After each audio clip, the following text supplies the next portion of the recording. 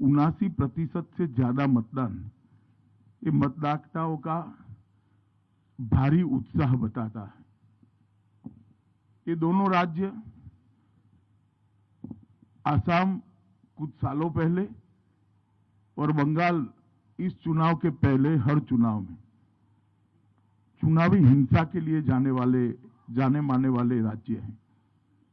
दोनों जगह मतदान शांतिपूर्ण हुआ है। एक भी व्यक्ति की जान कहीं पर नहीं गई है। मैं मानता हूं ये लोकतंत्र में आने वाले दिनों के लिए दोनों राज्यों के लिए शुभ संकेत है।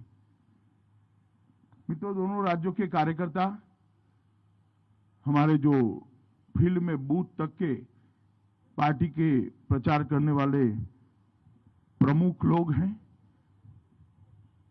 और जिला स्तर और प्रदेश स्तर के हमारे नेतृत्व गण से चर्चा करने के बाद मैं मानता हूं कि बंगाल में हम 30 में से 26 सीट से ज्यादा भारतीय जनता पार्टी विजयी हो रही है और प्रचंड बहुमत के साथ सीटें जीत रही हैं।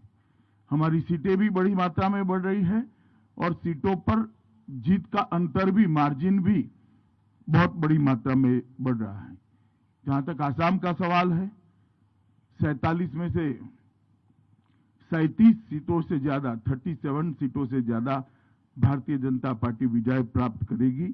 इसके साफ संकेत भारतीय जनता पार्टी की चुनावी मशीनरी से हमें मिले हैं और मैं मानता हूं कि दोनों राज्यों ने एक सकारात्मक मतदान किया है। असम के अंदर आतंकवाद मुक्त असम, आंदोलन मुक्त असम, विकास के रास्ते पर चल पड़ा हुआ असम, रोजगारी के रास्ते पर चल पड़ा हुआ असम, इसके पक्ष में साफ मैंडेट दिखाई पड़ता है। और असम के अंदर इसके साथ साथ बाढ़ मुक्त असम के भारतीय जनता पार्टी के वादे को भी बहुत बड़ा समर्थन मिला है।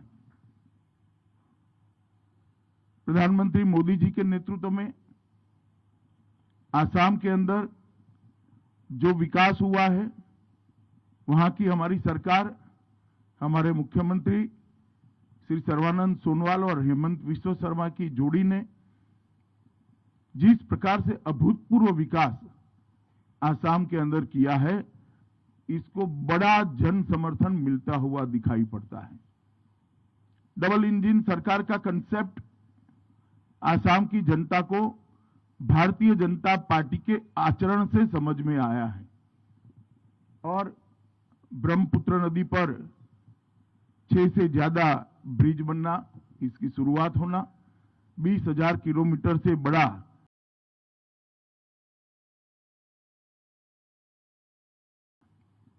जिस प्रकार से अभूतपूर्व विकास असम के अंदर किया है, इसको बड़ा जन समर्थन मिलता हुआ दिखाई पड़ता है। डबल इंजन सरकार का कंसेप्ट असम की जनता को भारतीय जनता पार्टी के आचरण से समझ में आया है और ब्रह्मपुत्र नदी पर 6 से ज्यादा ब्रिज बनना, इसकी शुरुआत होना, 20,000 किलोमीटर से बड़ा रोडों का जाला बुन लेना,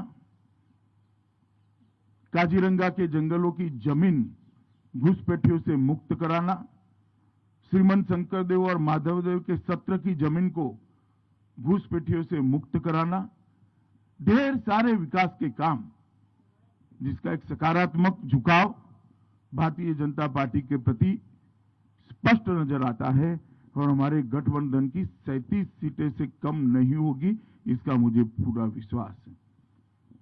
दूसरी ओर बंगाल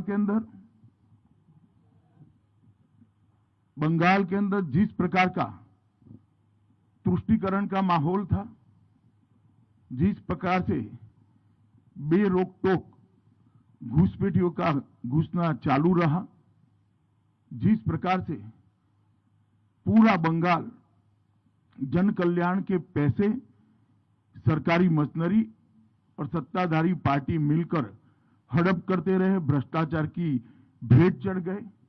जिस प्रकार से अम्फान का रिलीफ रिहेबिलिटेशन हो या कोरोना के खिलाफ लड़ाई हो, जिस प्रकार से अव्यवस्था और अफरा तफरी देखी गई, और औद्योगिक विकास, महिला सुरक्षा, ये सब में घोर निराशा और हताशा बंगाल की जनता को प्राप्त हुई है।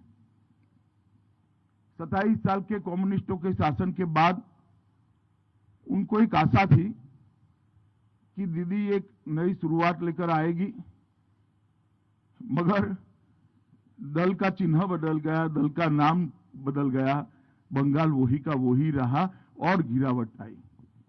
और उस वक्त मोदी जी के नेतृत्व में हमने जो सोनार बांग्ला का एक विजन दिया है, हमने बंगाल की जनता के मन में एक आशा की जोत जगाने में हम सफल रहे हैं कि अन्य राज्यों की तरह बंगाल भी सुजलाम सुफलाम हो सकता है, बंगाल भी विकसित हो सकता है, बंगाल के अंदर भी शांति हो सकती है, बंगाल के अंदर भी तुष्टीकरण से बगैर संविधान की योजना के तहत कोई सरकार चल सकती है, बंगाल के अंदर भी धार्मिक स्वतंत्रता सभी धर्मों के लोगों को मिल सकती है।